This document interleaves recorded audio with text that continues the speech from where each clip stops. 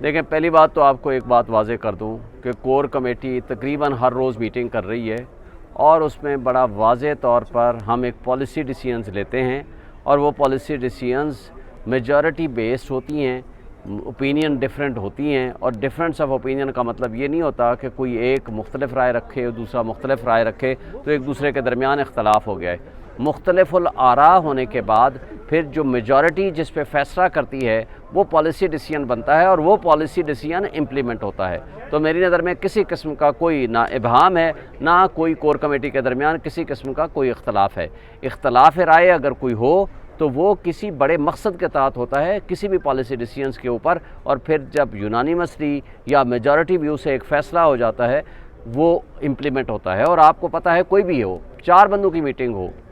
5 بندوں کی میٹنگ ہو، 3 بندوں کی میٹنگ بھی ہو، کسی ایک ایشو پہ انہوں نے ڈفرینس آف اوپینین تو ہوتی ہے، آپس میں ڈسکس کرنا ہوتا ہے، اور ڈسکشن کے بعد جب کسی نتیجے پہ پہنچ جاتے ہیں تو پھر کور کمیٹی کا روزانہ اعلامیہ جاری ہوتا ہے۔ اسی طرح لیگل جو ہماری کمیٹی ہے اور لیگل کمیٹیز میں بھی ہمارے درمیان ڈفرینس آف اوپینین ہوتی ہیں، وہ پروسیجر کے اوپر ہوتی ہیں، طریقہ کار کے اوپر ہوتی ہیں کہ کون سی پٹیشن کون سی کورٹ میں داخل کی جائے، اس کے لیے کیا گراؤنڈ ٹیک اپ کیے جائیں اور کیا طریقہ کار مقرر کیا جائے، اور ان کے درمیان بھی جب ہمارا کنسنسس ڈیولپ ہو جاتا ہے، میجورٹی آف دی فرینڈز جو ہمارے طے کر لیتے ہیں، پھر اس کے مطابق ہم آگے فیصلہ کر کے ہم اپنا لاہ عمل بنا کے اس کے مطابق آگے پروسیڈ کرتے ہیں۔ تو مجھے نہیں سمجھ آتی کہ شیر افضل صاحب نے کس حوالے سے وہ بات کی ہے اور کیا ان کا مقصد تھا۔ میں نہیں سمجھتا کہ ان کو اس طرح پبلکلی کوئی بات کرنی چاہیے تھی کہ اگر اپنے اس کے دل میں کوئی ایسی بات نہیں تھی تو اس کو تو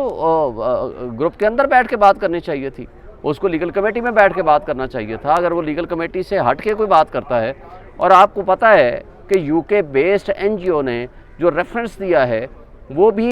شیر افضل صاحب کا نام وہاں آ رہا تھا کہ ان کی شاید کانسنٹ سے انہوں نے وہ شروع کیا، حالانکہ میرا خیال ہے کہ ایسا ہونا نہیں چاہیے تھا، ان کی شاید انوالومنٹ بھی نہ ہو،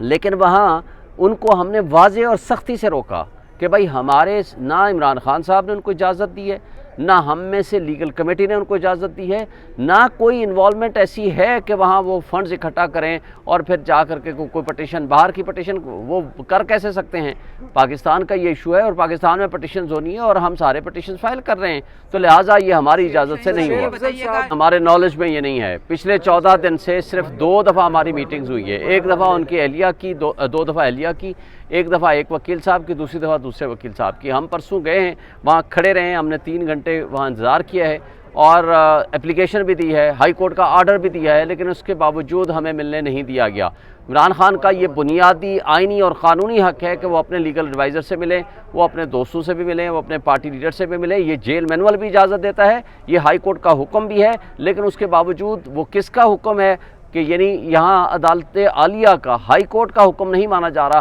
پھر کس کا وہ حکم ہے جس کی بنیاد پر وہ ہمیں نہیں ملنے دیا جا رہا؟ لیکن ہمارے نالج میں ایسا کوئی نہیں ہے، اور جو کچھ ہمارے دوست مل کے آئے ہیں ان کے بقول ان کا بالکل ہائی اسپرٹ میں ہیں، ارسپیکٹو کہ ان کو وہ فیسلٹیز نہیں دی جا رہی، لیکن اس کے باوجود وہ کہتے ہیں کہ آزادی کی خاطر آپ کو قربانیاں دینی پڑتی ہیں۔ ان کو 1000 سال بھی وہ کہتے ہیں کہ مجھے اس طرح کے سیل میں رکھا گیا اور رہنا پڑے تو میں رہنے کو تیار ہوں۔ اسلام آباد ہائی کورٹ کے چیف جسٹس بار بار بیمار ہو رہی ہیں، امید کو لگتی ہے آپ کو وہاں سے ریلیف ملنی اسلام آباد ہائی کورٹ سے؟ اسلام آباد ہائی کورٹ کے چیف جسٹس کے لیے ہماری دعا ہے کہ اللہ ان کو صحت مند کرے، اور ہماری ایک ریکویسٹ بھی ان سے ہے کہ وہ ان کیسز سے، عمران خان کے کیسز سے اپنے آپ کو اگر سائڈ کر دیں، ریکیوز کر لیں تو یہ بہتر ہے ادارے کے لیے، عدلیہ کے لیے، انصاف کے تقاضوں کے لیے اور قانون کے لیے۔ سر 22 اگست کو بھی اگر سماعت نہ ہوئی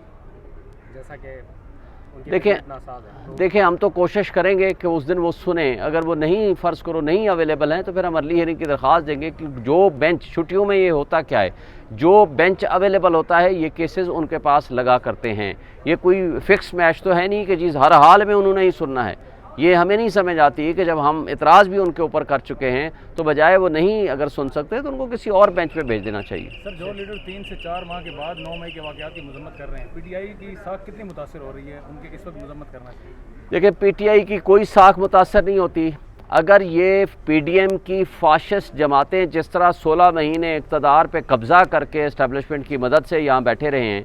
تو مجھے بتائیں اگر انہوں نے ان کی کارکردگی اچھی ہوتی تو آپ بھی جانتے ہو تو آن دی ایکسپائری آف ٹرم 60 دن پورے ہوتے، وہ اپنی مدت پوری کرتے اور 60 دن کے اندر اندر وہ الیکشن کرا دیتے۔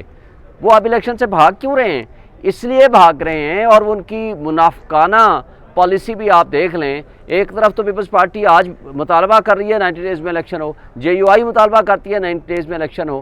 اور لیکن 5 اگست کو وہاں کیوں کنسنٹ دے کر آئے؟ CCI میں کیوں بیٹھے؟ وہاں کیوں نہیں انہوں نے کہا؟ وہ تو جاتے ہی نا. مراد علی شاہ صاحب کہتے ہیں کہ جی 2 غیر آئینی صوبوں کے سربراہ بیٹھے ہوئے ہیں، ہم جاتے ہی نہیں ہیں. وہ وہاں جاتے ہی نا، اور باہر آ کر پریس کانفرنس کرتے ہیں، ہم اس کو نہیں مانتے. لیکن آپ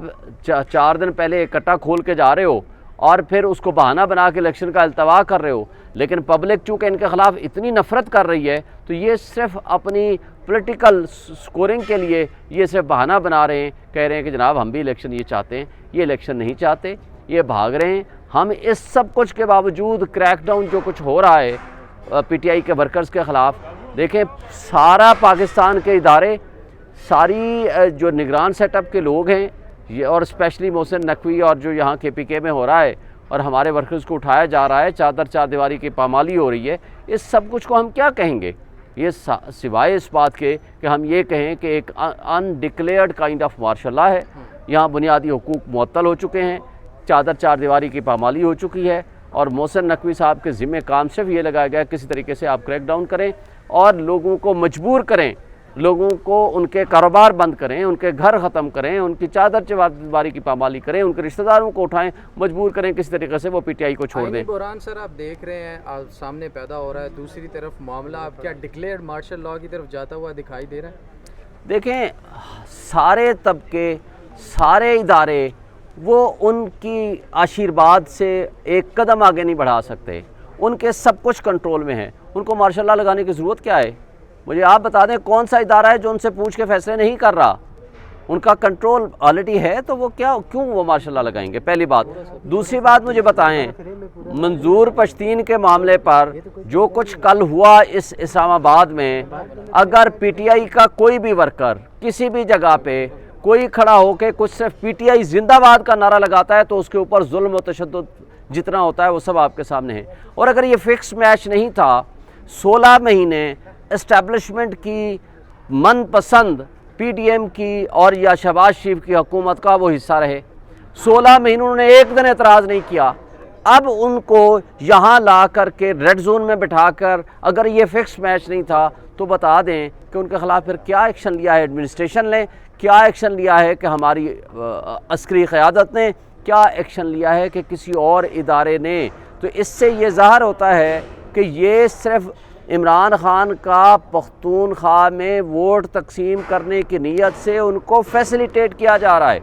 اور یہ ہے اصل وجہ کہ اس کو اسلام آباد میں لا کر کے اور اس طرح کا فکسڈ میچ کے ذریعے تقریریں کرائی گئی. حسان نیازی کا ملٹری ٹرائل ہونے جا رہا ہے تو کیا کہیں گے؟ حسان نیازی بھانجے عمران خان صاحب کے، تو بڑا آپ نے کوئی لاہے عمل بنایا یہ خان صاحب کو بھی اگر ملٹری کورٹس کے حوالے کر دیں؟ دیکھیں ملٹری کورٹس کا بارے میں تو میٹر سب جوڈیس ہے بیفور دی سپریم کورٹ، اور سپریم کورٹ جو فیصلہ کرے گی اس کی روشنی میں آگے پروسیڈنگ ہوگی. لیکن اس حوالے سے اگر آپ GHQ کے اوپر جو حملہ ہوا تھا، اور اگر آپ شہریار آفریدی والی اگر آپ ججمنٹ پڑھ لیں، اس ججمنٹ کے اندر واضح طور پر لکھ دیا ہے یہ 9 مئی کے سارے بیانیے کا جو کچھ بلڈ کیا گیا تھا وہ سارا ختم کر دیا ہے. انہوں نے واضح طور پر لکھ دیا ہے کہ جب GHQ کے کسی بندے نے ان کو روکا نہیں، وہاں کا کوئی بندہ CCTV فوٹیجز پیش نہیں ہوئے، وہاں کا کسی بندے نے وہاں اپنی گواہی نہیں دی، کوئی بندہ زخمی نہیں ہوا، کوئی بندہ قتل نہیں ہوا. یہ ساری کچھ ہوا ہے، جو کچھ ہوا ہے یہ نظر آ رہا ہے کہ یہ سارا ایک ڈرامہ کریٹ کیا گیا ہے. اور اگر آپ اس کو ہائی کورٹ کے فیصلے کو اگر آپ پڑھ لیں